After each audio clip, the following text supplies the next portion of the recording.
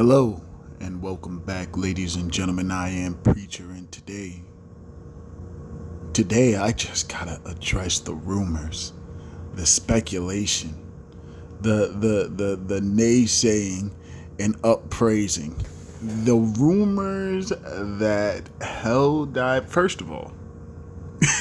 First of all, I cannot believe we've gotten to the point in Xbox's fall. A couple months ago, right, in January, on New Year's Day, you could not have imagined that 4 or 5 months down the line, people were going to be, the big Xbox news for the week was going to be port begging en masse for a PlayStation game, one of the PlayStation Live Services games that they talked down for years. Do y'all even remember that?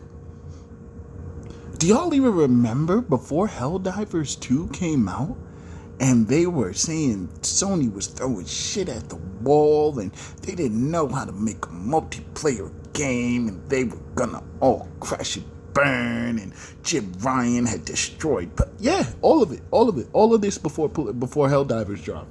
You don't even hear that no more. I said something on Twitter. I did say something on Twitter the other day. I said, if you give any Xbox narrative time, it will ferment. It never fails. Case in point, VR now. Did you hear how people flipped on VR of all things? And I have not done VR justice on my own channel. I'll have to say that because, ladies and gentlemen, I have a PSVR 2. I love my VR 2. I got it day one. I was one of the first people in my region to get it. One day I will tell you guys that story.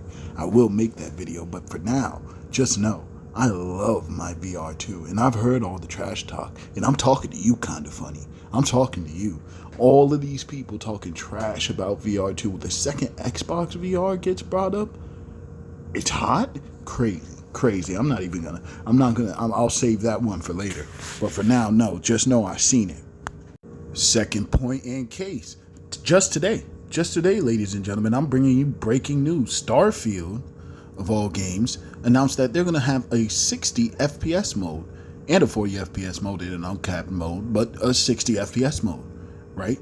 So now, again, just remember, if you give an Xbox narrative time, it will ferment. It will, right? Because these people who just spent like a year, almost a year more, some of them started during Redfall, just defending the fuck out of 30 FPS. Just absolutely nothing's wrong. 30 is fine. Let them, like, all of that. Now they're gonna back, oh well, I guess 60 is better. Wow, this is so good. Bethesda, you did so good. Finally 60. Starfield, you know what I mean? Like, it's just, if you give it time, it will ferment.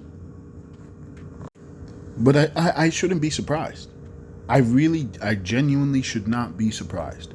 Because when you have the blind leading the blind, don't be surprised if you step in shit. It is so easy to tell whenever Phil Spencer sends out one of these bolos, like, he'll send out like a keyword in an interview, and you'll just see all the Xbox podcasts, all the Xbox pundits just eat it up, and disseminate it. Like Phil Spencer shits it out, and they eat it, and they throw it up into their fans' mouth, and then they repeat it to me on Twitter. And it's clear it's just clear by the coverage of Xbox. If you knew nothing about the industry at all, and you just looked at the last 3.5 years of news on Xbox, right? Just the main headlines, it is clear that they have not been able to stay a course on the path that they originally had set. That it had failed, and they've had to make very quick and sharp divergences. And in those same headlines, you see the coverage from Xbox centric sites and channels just move with it, what they think, what they profess to be their personal beliefs on things like exclusivity, and like if from the beginning of the generation, I know I've said this before, but from the beginning of the generation, if you take Xbox fans and put them where they are now and say that this is all the games you're going to get, this is the honest truth of what it's going to look like, that's not what they signed up for. That is not what they signed up for. And a lot of people have evolving mindsets now, and I just find that convenient. I'm not saying that people can't change their mind, but it's just, like I said, it's interesting to watch how headlines move and how it comes down from Phil specifically, because he's very involved with the narratives of these communities, literally personally involved sometimes. Very often, much more often than a CEO probably should be. But that's how you get this overly zealous fan base that is just along for the ride, that is going to just ride with you. And unfortunately, there are less and less and less of those people because Xbox still isn't delivering. And that's not the point of this video.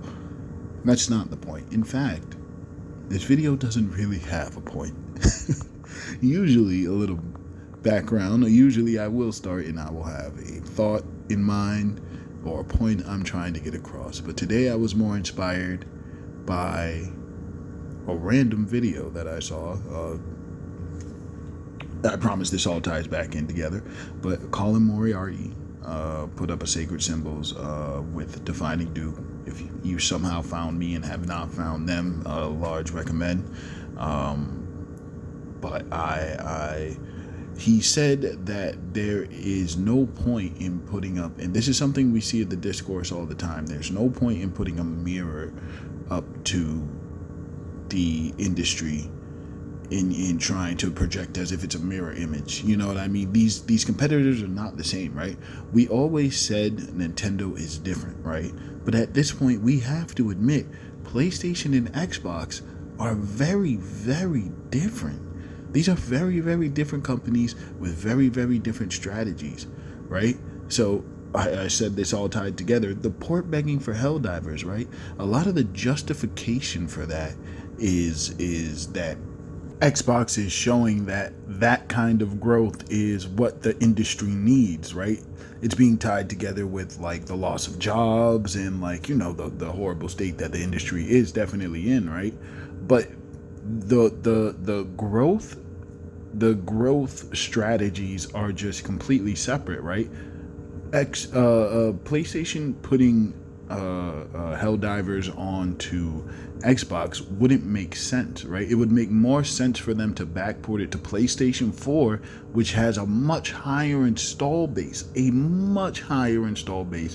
the Xbox Series consoles. The Xbox Series consoles don't even have as much of an install base as their last generation, which is their bomb generation. So, and they're down 60% in 2 years, hardware sales. So it makes no sense for them to port it over to Xbox. And yet this is the rumor that's being very genuinely entertained on these podcasts and in the general discourse. When I say general discourse, just know I also mean like published media, right? Because who's also in these discourses a lot? Like people like Gene Park, Washington Post, right?